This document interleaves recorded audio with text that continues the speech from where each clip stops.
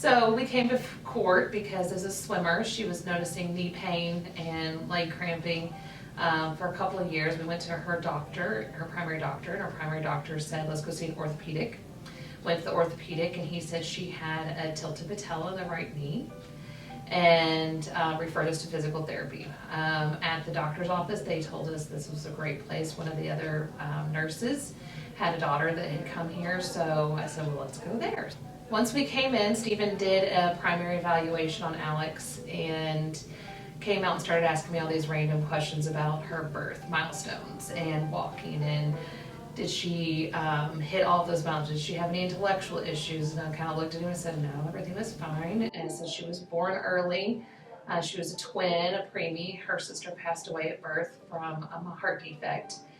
And I said, she spent 30 days in the hospital. He said, do you know your daughter has clonus in her feet? And then I started telling him that they were looking into possible scoliosis. We were going to have a referral with a back doctor. And he said, well, when you have that, let me know. So we went to the back doctor at Leatherman Spine Center. She does have clonus in her right foot and her left foot. She has brisk reflexes in her upper extremities and her lower. So he referred us to a neurosurgeon. When we went to the neurosurgeon, he identified that she has PVL, which is periventricular leukomalacia.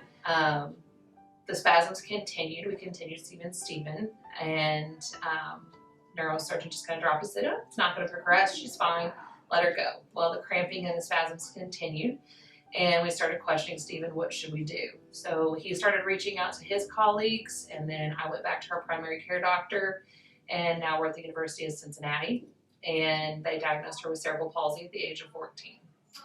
And this coming up in a couple of weeks, we'll be going back to the University of Cincinnati to see the pediatric rehab, and then they will be working closely with Stephen on physical therapy for the rest of her journey. So that's kind of where we're at. So it all kind of started with Stephen. He found what was the missing piece for years that Alex had been complaining about, cramping and my leg hurts and I don't know what's going on. And so luckily KORT partners with the high school that she'll be going to, so that'll be good. She'll have a physical therapist there on staff that hopefully will assist her throughout her journey while she's in high school. It's really hard to get used to this, because before coming to physical therapy, I was doing everything normally. I was doing PE, I was sitting in class all the time, because once I got diagnosed with like spasms and the cerebral palsy in my knee, I started wearing knee braces, which left a kind of indentation in my leg. But there was so much that I had to get used to, because my friends are all perfectly fine. And majority of my friends can run and stand and do anything, while I'd have to sit and just watch them do everything. I think that was the hardest part for me, because it just recently started kicking in that something's different.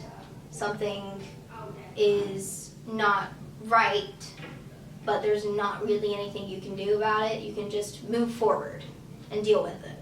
I think his main focus is trying to get me stronger, to get to the point where we can do more about, like, find different ways to deal with everything. Because a lot of core exercises lately, building your hip strength. They've been doing a lot of balance boards.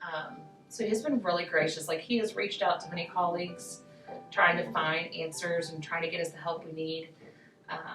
So he kind of is the one that's directed us in a lot of correct pathways. It's been helpful. I will say that you walk in the door, the ladies walk in, it's, hi, how are you doing? They recognize you, they know your name as soon as you walk in the door.